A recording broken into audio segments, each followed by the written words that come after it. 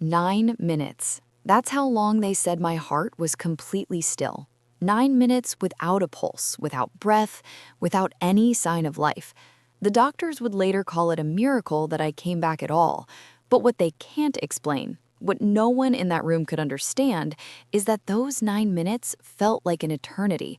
And what I saw during that time has never left me. Because I wasn't just gone, I was taken somewhere, shown something. And when I came back, I realized with a certainty that still shakes me to my core, the future is not as far away as we think, and what is coming, most people are not ready for. My name is Michael, and before that day, I lived a life that felt ordinary in every possible way. I worked long hours, I worried about bills, I spent time with my family when I could. I wasn't deeply spiritual, but I wasn't completely disconnected either.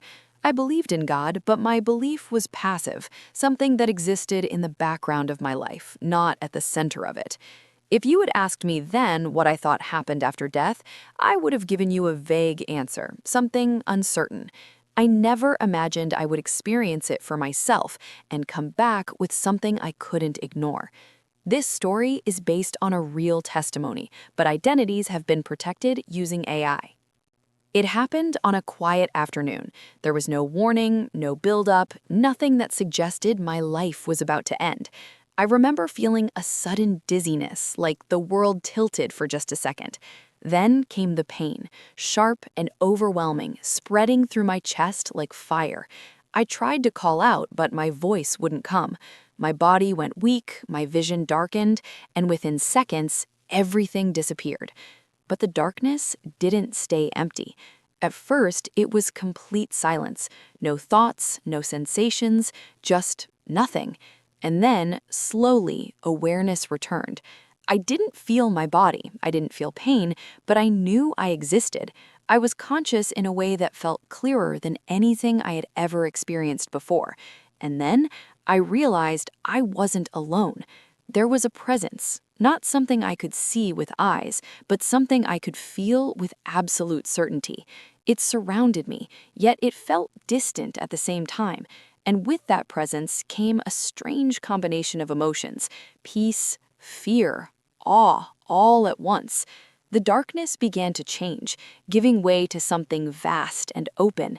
It wasn't a place in the way we understand places, but it felt structured, intentional.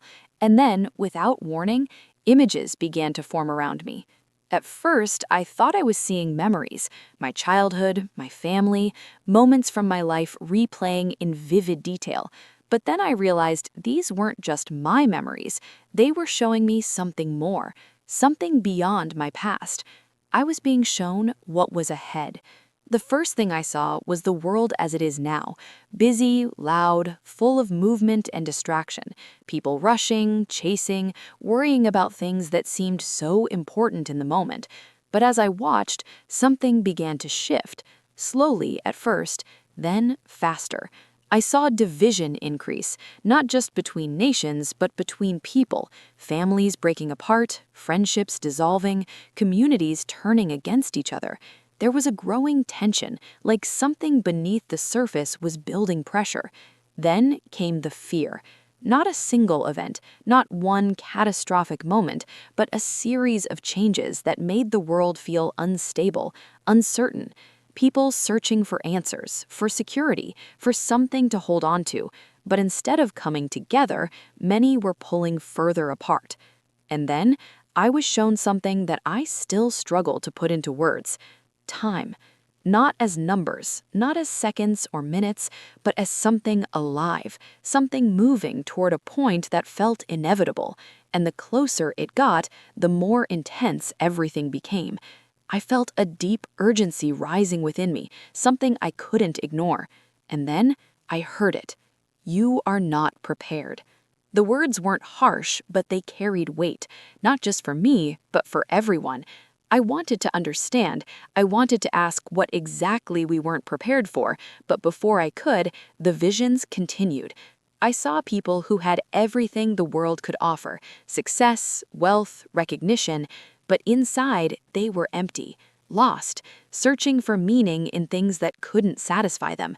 And I saw others, people with very little, but with a depth of peace and purpose that stood in complete contrast. And that's when it became clear. The future I was being shown wasn't just about events, it was about the condition of the human heart. What is coming will reveal what is real and what is not. It will expose what we have built our lives on, whether it's something lasting or something that will collapse under pressure. Then, everything shifted again. I found myself standing, though I still had no physical body, in what felt like a vast open space filled with light. Not blinding, not overwhelming, but pure, alive. And in that light, I felt something I had never truly experienced before: truth. Not opinions, not beliefs, not interpretations. Truth in its raw, undeniable form. And in that moment, I saw myself clearly. Not who I thought I was, but who I actually was. My intentions, my priorities, the things I had valued most. And I realized something that broke me.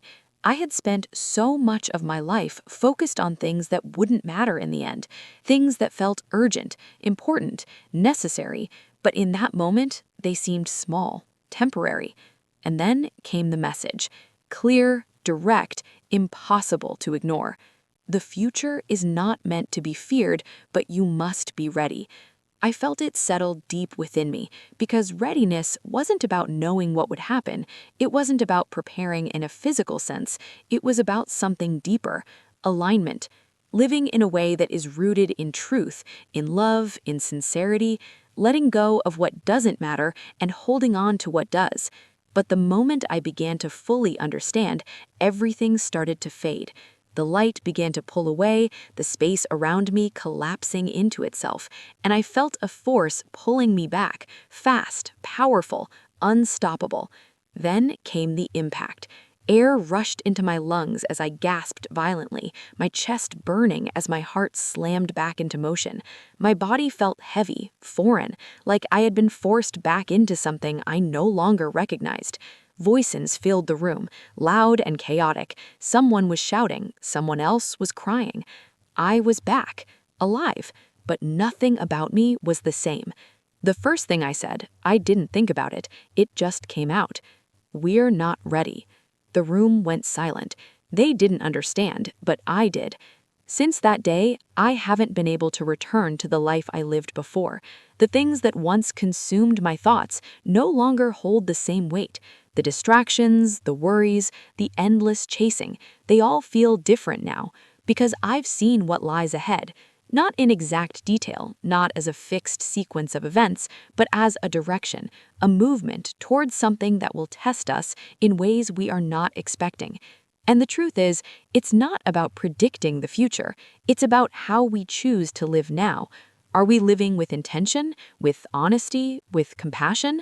Are we building our lives on something real or something that will fall apart when pressure comes? These are the questions that have stayed with me every single day since I came back. And now I'm asking you the same thing. If you knew that the future would reveal everything, your priorities, your values, your truth, would you be ready?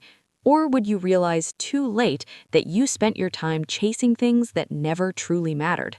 Don't wait for a moment like mine to start asking those questions. Don't wait until everything stops to understand what really counts. If this story stayed with you, if it made you feel something deeper, share it with someone who needs to hear it. Leave a comment and tell me what you think, because your perspective matters more than you realize. And if you want more stories that challenge the way you see life, death, and everything in between, make sure you like this video and subscribe, because in the end, the future may not be as distant as it feels, and the only question that truly matters is, will you be ready?